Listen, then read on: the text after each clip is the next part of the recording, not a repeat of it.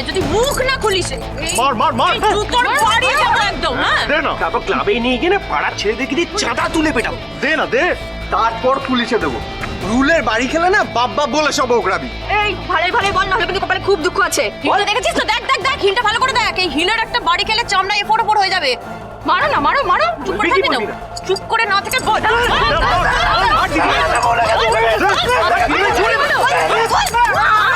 লাগছে লাগছে।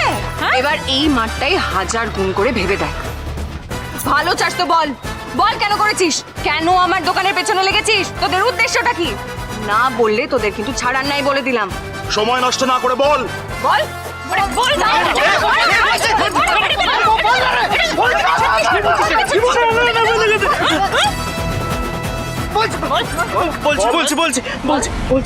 এতে আমাদের কোনো উদ্দেশ্য নাই। আমরা ওই টাকার লোভে না কাজটা করে ফেলেছি।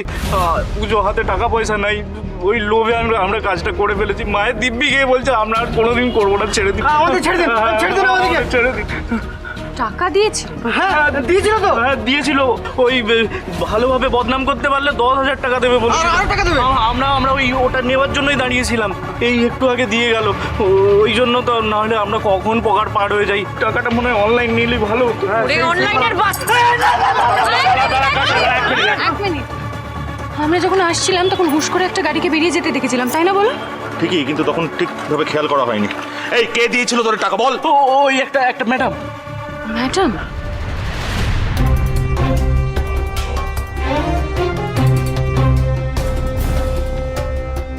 কোন ম্যাডাম? কি নাম? কেমন দেখতে তাকে? চিনি না, তবে সামনে যখন এসেছিল ওই চোখে চশমা পড়া ছিল, মুখ ঢাকা ছিল। সামনে এলেও বুঝতে পারবো না, তবে চেহারা চরিত্রী দেখে মনে হলো একটু ফর্সা আর লম্বাও আছে। তবে কি ইনকাদি?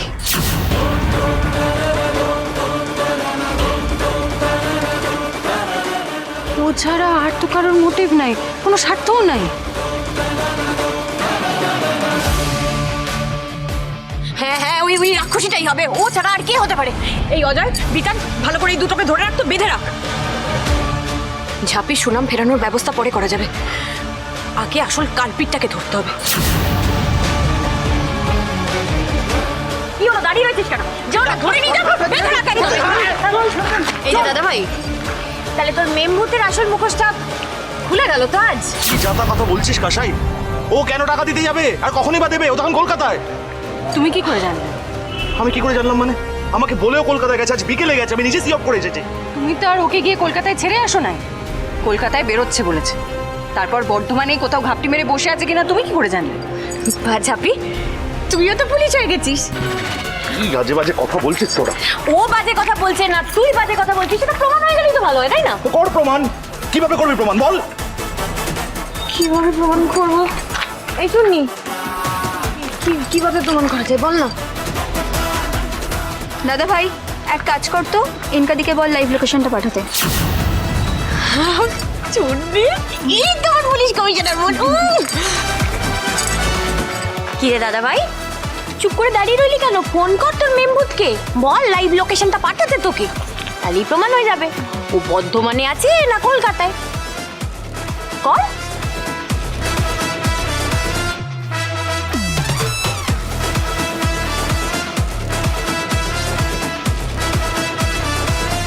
আজ তো তোমার আসল চেহারা সবার সামনে আসবে ইনকাদি। তোমার শয়তানি আজ সবাই জানবে।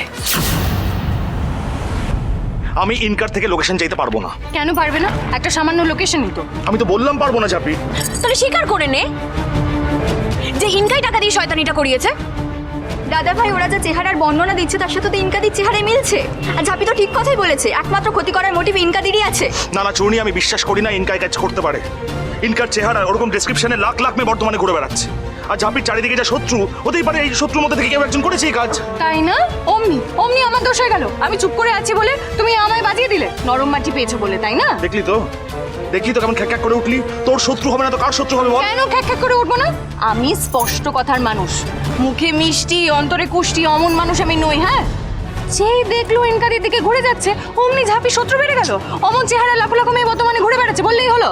আরে সেটাই তো, লাখো লাখো কেন কোটি কোটি মেয়ে বর্তমানে থাকতে পারে, কিন্তু ঝাপির উন্নতিতে জলে ওই রকম চেহারারই একটাই রাক্ষসী আছে। এত কথা কেন হচ্ছে আমি তো বুঝতেই পারছি না। দাদা ভাই তুই ইনকাদিকে ফোন কর, লাইভ লোকেশনটা পাঠাতে বল, তাহলে তো দুধ কা দুধ পানি কামানি হয়ে যাবে। চূর্ণি, তুই যেটা বলছিস সেটা আমাকে শুনতে হবে। এই শোন, ধমক চমক দিয়ে না তুই ওদেরকে থামাতে পারবি, আমাকে কিন্তু থামাতে পারবি না। তুই ফোন করে চাইবি না লাইভ লোকেশনটা চাইবি না ইনকার থেকে। আশাই, একদম বাড়াবাড়ি করবি না, হ্যাঁ? ইনকা ওর মা বাবার কাছে গেছে, ইনকা কলকাতাতে আছে। আমি যদি এখন অকারণে ওকে সন্দেহ করে ফোন করি, ও কি ভাববে বলতো আমাকে? কোনো অকারণে ওকে সন্দেহ করা হচ্ছে না, সেটা তুমিও খুব ভালো করে জানো। যথেষ্ট কারণ আছে ওকে সন্দেহ করার। এবার তুমি যদি চোখ উল্টে থাকতে চাও তো থাকো। আর ও কি ভাবলো না ভাবলো তাতে আমাদের কারুর কিচ্ছু যায় আসে না রে। ও একটা ছ্যাচরা মেয়ে, যবে থেকে ঝাঁপি দোকান খুলেছে তবে থেকে ও শয়তানি শুরু করেছে। এই তুই কিন্তু সীমা ছাড়িয়ে যাচ্ছিস, কাছে মার খাবি এবার। বাহ বাহ বাবা দাদা ভাই, ইনকা সীমা ছাড়িয়ে গেলে সেটা হয়ে যায় মুড অফ, আর আমি চোখে আঙুল দিয়ে সত্যি কথা দেখাচ্ছি তখন সেটা আমার দোষ। ছাড়ো কাশেদি, ও তো এমনি ইনকাদিকে অন্ধবিশ্বাস করে। ও এটা বিশ্বাস করতে পারে যে আমি ষড়যন্ত্র করে ওকে বিয়ে করেছি, আর এটা বিশ্বাস করতে পারে না যে ইনকাদি আমার ক্ষতি করতে চায়।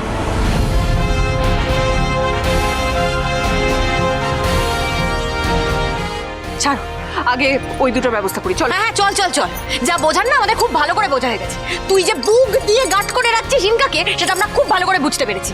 চল চল, এই অজয় বিতান, এই পাঠা দুটোকে নিয়ে চল, সন্ধি পুজোর ভালো করে বলি দেবো। দাঁড়া, আমি যে ইনকাকে গার্ড করছি না আর ওদের সত্যি সত্যি এইসবের মধ্যে নেই, তার প্রমাণটা নিয়ে যা। গান করে শুনবি, ঠিক আছে? গান করে। দীপ, হ্যালো। Hello Inca. হ্যাঁ দীপ বলো। বলছি তুমি কোথায় আছো? আমি তো কলকাতায়, আমি তো একটু ঘুরতে বেরিয়েছি। কেন বলো তো? তুমি তোমার লাইভ লোকেশনটা একটু পাঠাতে পারবে? হ্যাঁ, লাইভ লোকেশন কেন? পাঠাও না, দরকার আছে, তুমি পাঠাও না। হ্যালো। কেটে দিয়েছে। কেটেই দিয়েছে। যা বোঝার আমার বোঝা হয়ে গেছে। এবার দেখো তুমি বুঝতে পারো কিনা। কেস কে আছে বুঝতে পারছিস না? মহা ধরিবাজ মেরে তোর ইনকা ওখানে পুলিশে দেওয়া উচিত একদম। এই তো লোকেশন পাঠিয়েছি। কেস দাঁড়া। বর্ধমান, তুই দেখ বর্ধমানে। এই কাশাই দেখ কি লেখা আছে। টালিগঞ্জ। টালিগঞ্জ কোথায়? কলকাতায়। এই নামের কোনো এলাকা তো বর্ধমানে আছে বলে আমি জানি।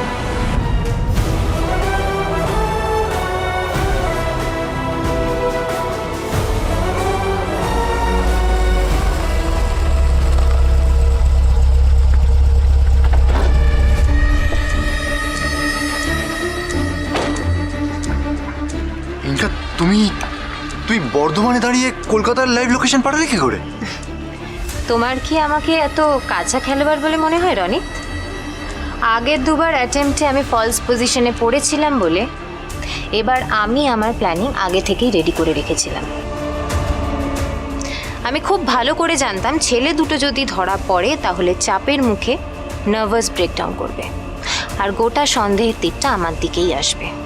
আর প্রথমেই প্রশ্ন উঠবে যে আমি কোথায়, বর্ধমানে না কলকাতায়।